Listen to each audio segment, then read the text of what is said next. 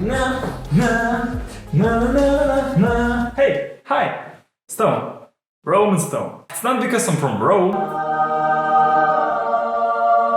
It's just because my name is Roman and I'm Stone.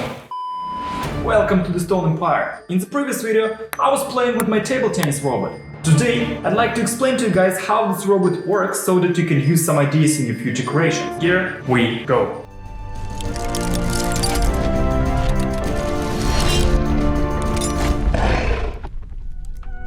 To begin with, the idea of the robot is taken from the Butterfly Amicus Prime robot. I decided to make a Lego prototype of it, so here it is.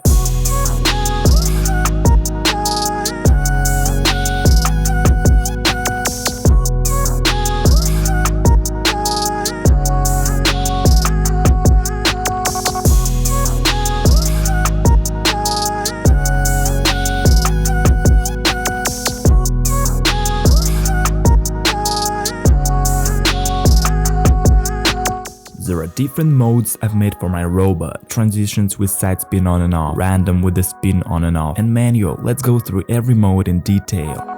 Transitions mode directs the ball to the left and the right one by one.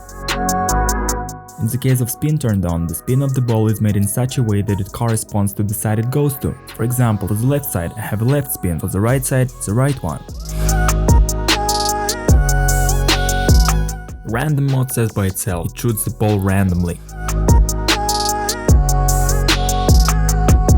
When the spin is turned on, it randomly chooses the direction of it as well.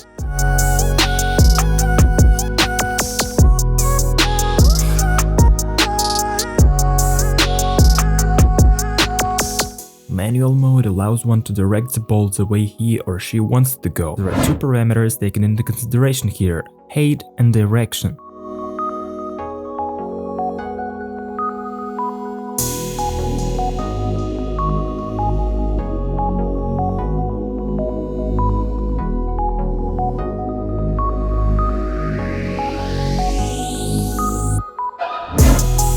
In the case of random and transitions modes, the height is set automatically depending on if the spin is turned on. Here, it is possible to set it by one's needs.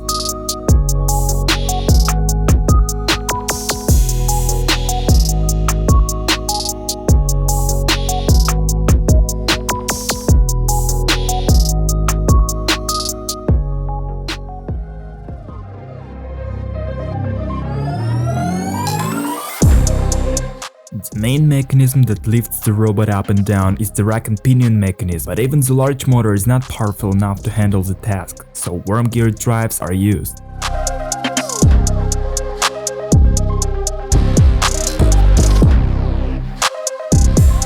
Hey, you don't want to miss out tips and tricks on how to build creations like that. Subscribe to this channel, leave a like if you like it, and let's go back to the video.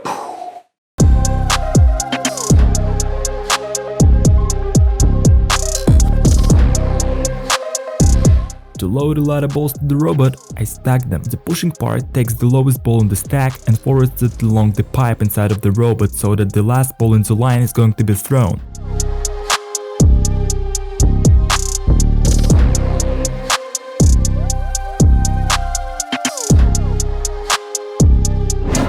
This pushing part is driven by a motor with means of rack and pinion mechanism and is placed on the other side of the robot.